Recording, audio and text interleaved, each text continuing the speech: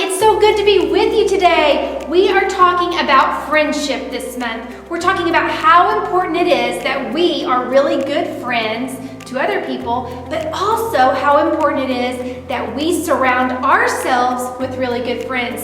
And we're using our Bible. We're using our Bible to learn how we can be better friends. Today I want to look at a verse that's found in the book of Ecclesiastes. Now, many people believe that the book of Ecclesiastes was written by King Solomon. King Solomon was king over all of Israel.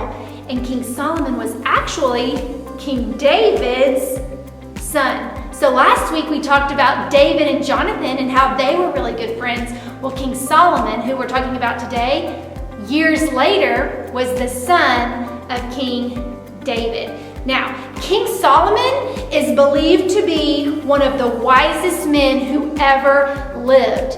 And he didn't get that way because he studied all the time. He got that way because of God. God told King Solomon that he could have anything he wanted. What do you think you would tell God if he told you could have anything you wanted? Well, King Solomon could have asked for an endless supply of chicken nuggets, or he could have asked to be the best game player there ever was, or he could have asked God to make him 10 feet tall. But that's not what King Solomon asked for. King Solomon asked God for wisdom, and that's exactly what God gave him. God gave him the ability to be really wise in the things that he said and the things that he did.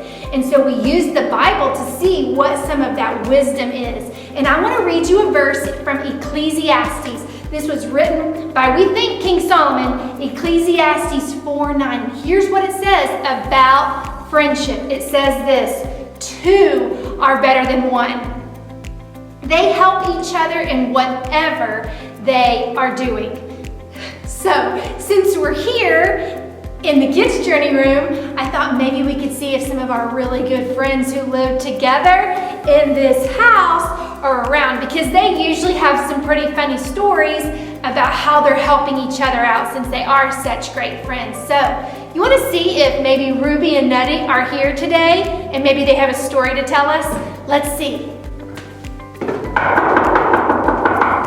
Ruby, Nutty, Stacey, how are you? I'm going to put my mask on since I've got Ruby and Nutty here with me. Hello, how are you guys? I'm so excited. Kids at home, are you so excited to see Ruby and Nutty? We are happy to see you. Hi, everybody. Hi. So tell us, what have you guys been up to? Well, Miss Stacey, we've been very busy. Now that it's fall, God has given us so many nuts. So we've been busy, right, Nutty? Right. And what have we been doing, Nutty? You tell them. We've been collecting nuts for the winter. I have so much food. I could host a feast. And Miss Stacey, we have enough, both of us, to collect and stuff in the tree that Nutty will have food all winter long. You guys are the best friends ever. And I know that y'all are, because you're always telling stories about how you help each other out. And this is a perfect example of a story for our kids. You're never going to believe this. But this month, we're talking about friendship. We're looking at stories that we find in our Bible that are examples of friendship, just like Ruby helping Nutty gather the nuts for the winter.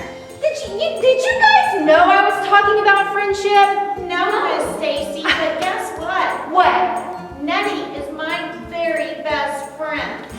And I always tell Nutty, when winter comes, Nutty never has to worry, because God always provides Nutty with everything that she needs to make it through the winter. You are exactly right. And listen to this. This is crazy. It's almost like we planned this, and we did not even plan this. But Ruby and Nutty, I was telling the kids before you got here about a verse in the Bible in Ecclesiastes that we think was written by King Solomon, who was really, really wise. God made him really, really wise.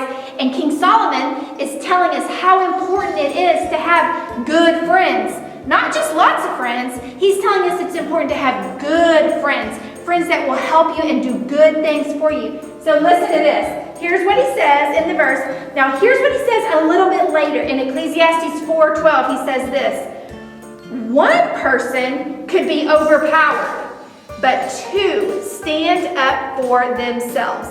A rope made out of 3 cords cannot be broken. That's just like you guys. Ruby, you're 1 cord. Nutty, you're the 2nd cord. And the 3rd cord is God. And when you wind all of those together, you've got a really strong cord that cannot be broken. So your friendship connected with God's is awesome. That's exactly what King Solomon was talking about in his verse. Wow, awesome. That's amazing, Miss Stacey. We love you so much. We're so glad to see you today. That's so cool. I am so happy to see you guys today too, and I'm going to let you get back to it because I know you've got to gather up all those nuts. So we'll see you next time, okay? Bye, Miss Stacey. Isn't it awesome to be back with Ruby and Nutty? They are a great example of friendship. It's cool to have a lot of friends, and it's important that we're nice to a lot of people. But what Ecclesiastes is talking about is choosing your close friends very carefully and making sure that you, when you are someone's close friends, that you are doing your job too. And that means that you're helping that person get closer to God, and that you're choosing friends that are helping you to get closer to God too. So it's kind of like this. Like, say this is you, and here is your best friend, and when you go together, you get stronger, right? Especially if your friend is giving you advice on the right things to do. But if you take God and you bring God into your friendship and you start to weave Him into that relationship, then the rope, that cord of 3 strands that we talked about in the book of Ecclesiastes, just gets stronger and stronger and stronger. And having God be a part of that relationship is really important. So maybe you need to introduce God to some of your friends, or maybe some of your friends introduce God to you. However it happens, it doesn't matter. It's just super awesome. And you want this. You want these kind of friends in your life. So choose your friends carefully and always include God. I'll see y'all next week. Have a great day.